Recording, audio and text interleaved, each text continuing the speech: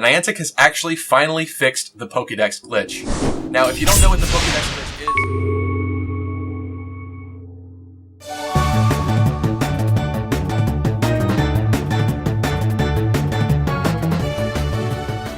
what's going on, guys? Stevie here with Lucky Crit, and today, Pokemon Go version 0.39 has been released. If you don't have it yet, don't freak out. You should get it within the next couple of days. Niantic tends to stagger their updates lately so that everybody's not downloading it at the same time and probably destroying their servers. So you will get it soon. And now let's talk about this update. Let's get right into it and what they've changed to the app so you know everything you need to know for when you get it. So in the release notes itself, it states that capture location has been returned in a sense. So it says specifically the location where a Pokemon was caught will now be displayed on their information screen. Now you might be thinking that the old map picture is back that we used to have, but that's not quite the case. Now it's just a little line of text that kind of tells you the town, state, and country that you caught it in. And we'll take a look at that in a little bit. There are some problems with this, and it does seem like the Pokemon page is a little bit more laggy now that that feature's there. I really like that, though. I like knowing where I caught stuff. It definitely adds another layer to Pokemon that are special, maybe when you go on trips and catch them overseas or in new places. And it also does help when it comes to figuring out where the eggs were that you got. So if you hatched like a Lapras and you're like, wow, where did I get that? It's not going to be specific enough to really help you. For example, mine, I thought that I had gotten it down at the shore in Connecticut, because that made more sense to me, because around here nobody else has actually hatched a Lapras that I know.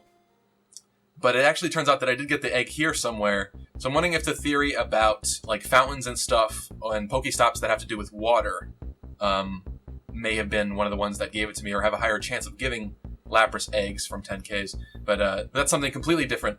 Anyway, it'll tell you the town and the area, so it does give you kind of a general sense. So if you're traveling to different cities and towns, you can see where you actually got the egg from and things like that. Pokemon Go Plus and Incense. Trainers can attempt to capture Pokemon they encounter from using Incense with the Pokemon Go Plus accessory. So before, if you actually used Incense and you were using your Pokemon Go Plus, it wasn't going to let you know or try to capture the Incense Pokemon with it.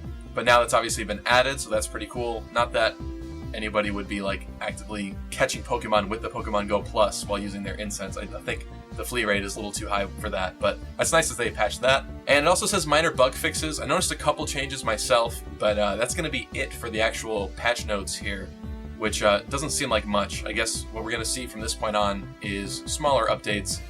I do believe that in a news article, John Henke, the actual CEO of Niantic, did say that we should be expecting trading in October. So that should be coming pretty soon, which is pretty sweet.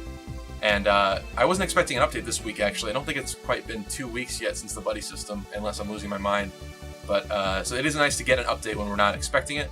So the next thing I wanted to talk about was actually done in the background. It was a server-side change, not a client-side, so it didn't come out with this particular app update. But it is both good news and bad news, so I want to get into that. Essentially, the Pokédex glitch has been fixed. Now, if you didn't know what the Pokédex glitch is, basically wild Pokemon that you would encounter, for whatever reason, their attack IV was tied to their place in the Pokédex. So anything in the beginning of the Pokédex, like Bulbasaur, Charmander, Squirtle, those kind of starting Pokemon, for whatever reason, they would just have 0 attack whenever you found them in the wild. There are like rare outliers, like you were able to get like actually okay ones. But for the most part, like by my assumptions, like at least 90% of them were 0 attack. So whenever you would find a Charizard or a Blastoise or a Venusaur in the wild, and for example, I actually caught those 3 pretty recently, so I can show you guys when we get into the actual game itself. Essentially, all their attack IVs are 0.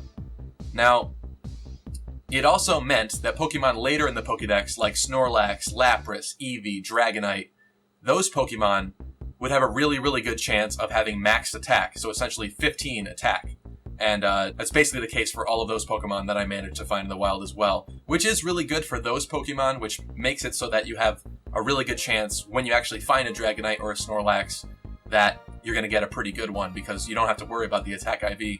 It's only the other 2 that are going to be random. But now with this fix, essentially everything is just random. So while you won't find absolute garbage starter Pokemon anymore in the wild, you won't necessarily find amazing wild rare Pokemon like Dragonite, Snorlax, and so on. So basically, it's the way that it should have always been, with everything being random. Obviously, you'll still be able to find really good, really rare Pokemon. It's just not going to be as common anymore, and every time you catch a Dragonite, it's not going to have 15 for its attack IV.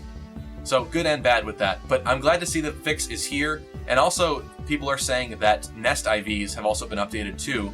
So Nest Pokemon, before, we kind of just assumed that nests were solely for candy farming. So all of the nest Pokemon that you would catch there had garbage IVs. Basically, they were just catch and transferred. You just need more candy.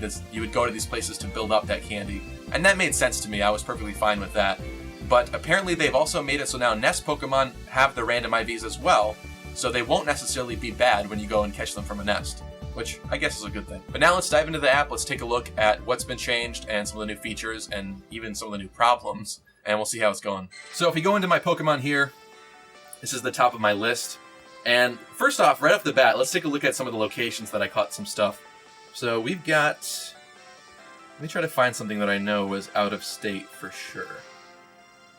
I think this pincer was one that I hatched out of state. What was it? See, you'll notice that it's a little laggy now when you try to scroll down.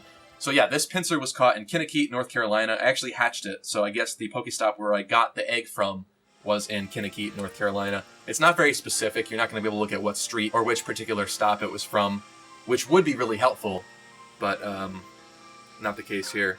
So we're not necessarily going to be able to know if keywords or name titles of certain Pokestops do actually influence the eggs. I guess we'll have to do separate research to figure that out. And let's take a look at my Rhydon here. So yeah, a little bit of lag there. Hopefully that'll get fixed. And as you can see here on this Rhydon, I'm pretty sure I know where this egg is from because I have a lot of Pokemon that are from this particular place and it's not showing up. It's actually Niantic, Connecticut. It's down at the shore.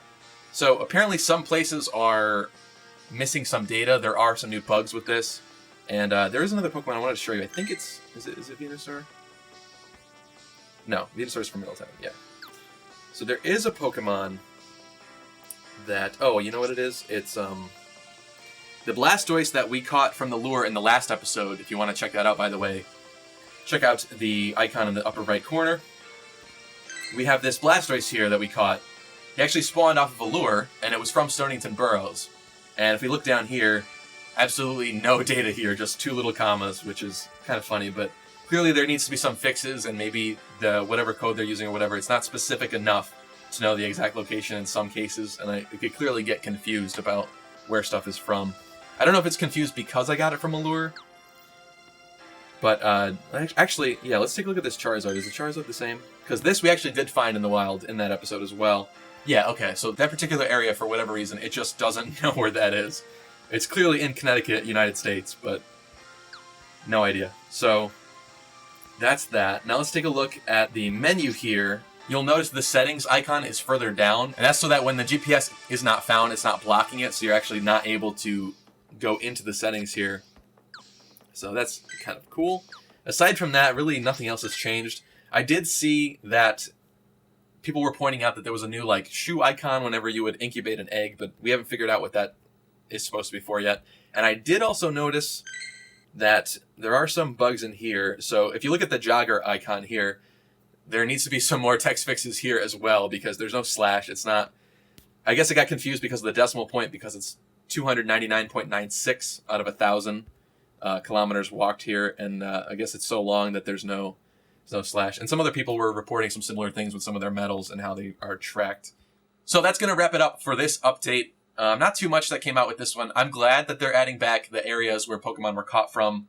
I think it makes sense that they went with the text probably to avoid some issues loading the map and things like that. But it is still kind of buggy the way that it is right now, and it does slow down the Pokemon's page again like it used to a while ago. So hopefully we'll see further fixes to that make it even better. I do really like the ability to see where they're from, though. I think that's a really cool element to catching Pokemon, especially when you're taking trips and you have memorable experiences and you want to remember that you caught this particular Pokemon in France or wherever you were. So aside from that, I hope you enjoyed this video. Thank you so much for watching. Don't forget to slash that thumbs up down below if you thought this video was helpful. Also, be sure to let me know in the comment section down below your thoughts about this update, any comments that you want to make, and what you're expecting from them from future updates and what you'd like to see fixed in the Pokemon Go app, because it's certainly not perfect, although it is incredibly fun still. So thank you so much for watching, and I'll see you guys in the next episode.